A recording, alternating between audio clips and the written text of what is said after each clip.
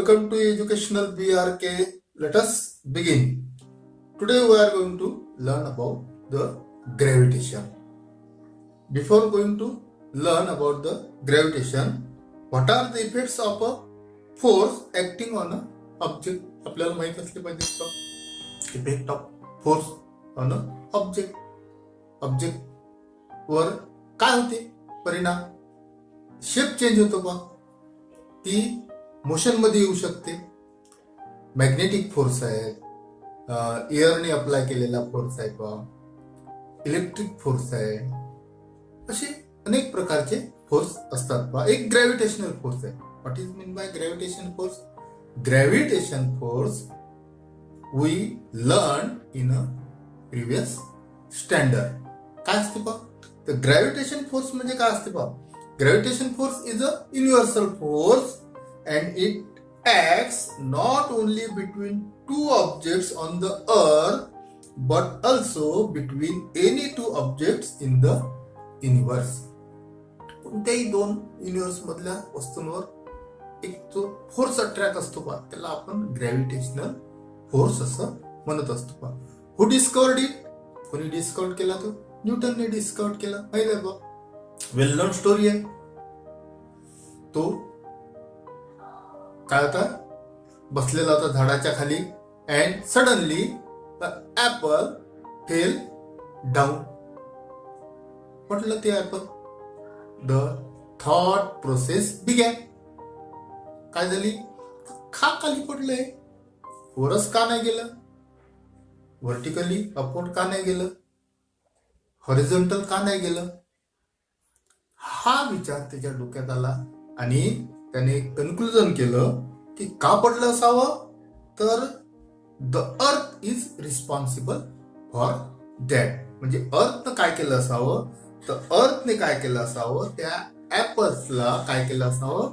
स्वतःकडे अट्रॅक्ट केलं असावं. आणि स्वतःकडे अट्रॅक्ट करते म्हणजे कशाकडे करते?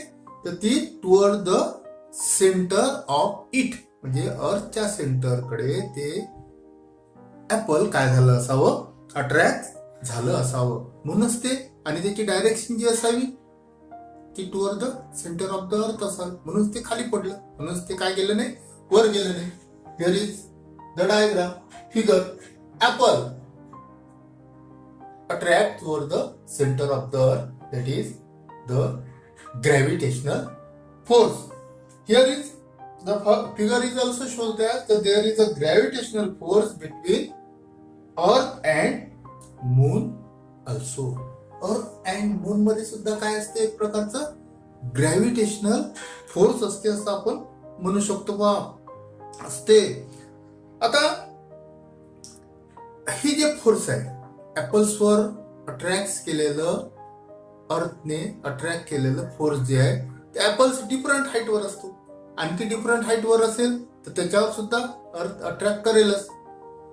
आणखी फार आपण जात गेलो तर त्यावर सुद्धा अट्रॅक्शन फोर्स असेल. काय असेल का? अर्थने मूनवर अट्रॅक्ट केलेला आहे ग्रॅव्हिटेशनल फोर्स, बरोबर आहे की? इव्हन ग्रेटर हाईट वर जर एखादे ऑब्जेक्ट असतील तर त्यावर सुद्धा अर्थ काय करत असते? त्याचं अट्रॅक्शन फोर्स एक्झर्ट करत असते, जसं मूनवर करते. जर मूनवर अट्रॅक्ट केलं असेल अट्रॅक्शन फोर्स, तर जे प्लॅनेट आहेत त्यांच्याबद्दल काय? मग प्लॅनेटवर सुद्धा काय झालं असलं पाहिजे? ते फोर्स एक्झर्ट झालं असलं पाहिजे. सन बद्दल काय? सन सुद्धा काय करत असावं? ते फोर्स अट्रॅक्ट, कोणत्याही दोन बॉडीज त्यांच्यावर ग्रॅव्हिटेशनल फोर्स अट्रॅक्ट झालेलं असते बा. फोर्स अँड मोशनचं रिलेशन आपल्याला माहित आहे बा. फोर्समुळे काय होते?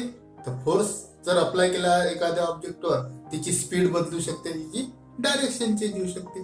स्पीड अँड डायरेक्शन चेंज होत असेल तर व्हेलॉसिटी चेंज होते. आणि व्हेलॉसिटीच्या संदर्भात किंवा मग related to its motion, Newton's gave 3 equation. ते 3 इक्वेशन लॉज ऑफ मोशन दिलेले आहेत पहा. We studied it in the earlier standard. Now who is Newton? Newton is a great scientist. तर he born in England and he gaves laws of motion. 3 equation दिलेले आहेत पहा, आणि ते सगळं त्यांनी डिस्क्राईब केलेलं आहे प्रिन्सिपिया नावाच्या बुक मध्ये. आता Kepler's another scientist, he had given 3 laws of describing planetary motion. त्याने 3 लॉज दिलेले आहेत जे आपल्याला पुढे शिकायचे आहेत. प्लॅनेटरी मोशन कशी आहे प्लॅनेटची अराउंड द सन त्याविषयी डिस्क्राईब करणारे केप्लर्स ते 3 लॉ आहेत बा. बट तो जो आहे त्याचं रिझन काय सांगू शकला नाही, आणि त्यानंतर मात्र न्यूटन्सने मॅथमॅटिकली ते केप्लरचे 3 लॉ काय केले, डिराईव्ह केले. म्हणजे त्याला हेल्प झाली ती एक प्रकारची, असं आपण म्हणू शकतो बा. Now circular motion and centripetal force means what. Circular motion we study it in the 9th standard.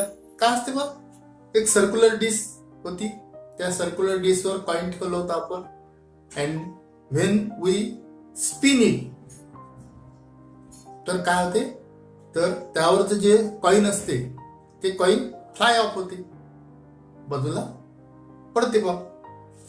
तसंच आपल्याला एक एक्झाम्पल इथं घ्यायचं आहे पहा.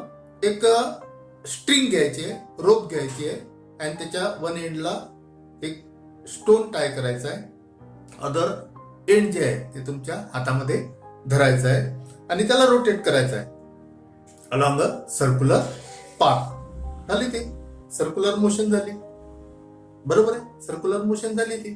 आता तुम्ही जर विचार केला, तुम्ही त्याच्यावर फोर्स अप्लाय करत आहे का, हा विचार करू.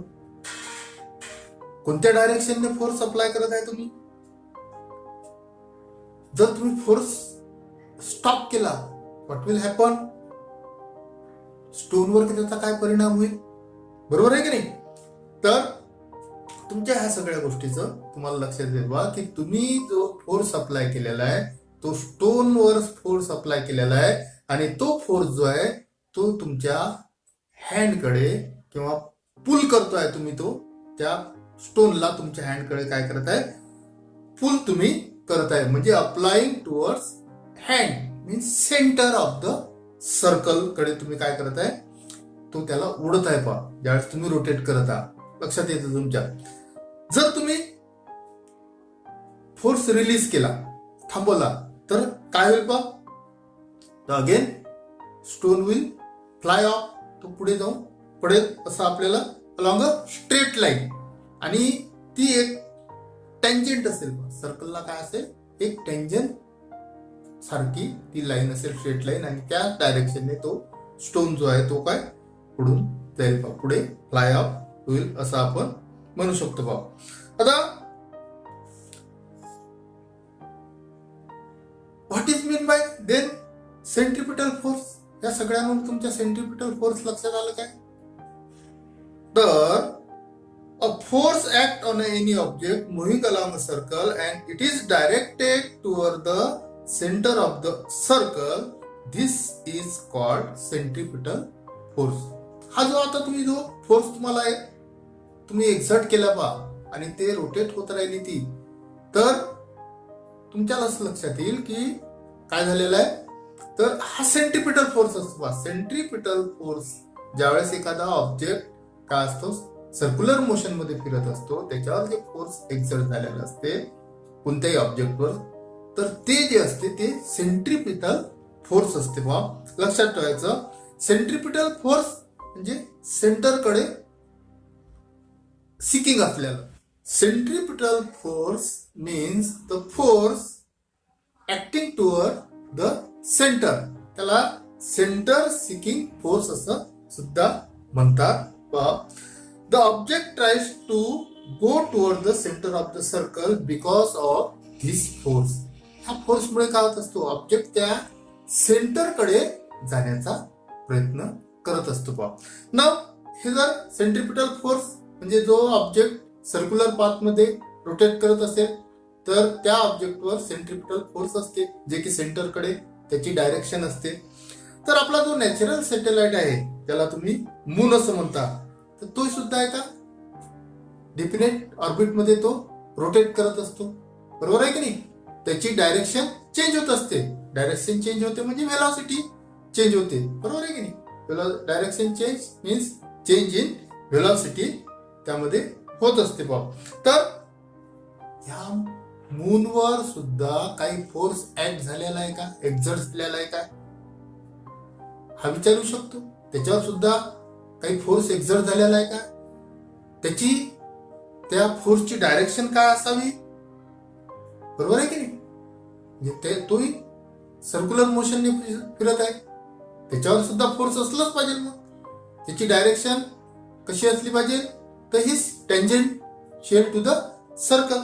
मग अदर जे आपले प्लॅनेट आहेत सोलर सिस्टीम मध्ये, त्याच्यावर सुद्धा अशा प्रकारचा फोर्स असावा का, त्यांची डायरेक्शन काय असावी, त्या फोर्सची डायरेक्शन काय असावी, हे सुद्धा आपण ध्यानात येऊ शकते आपल्या.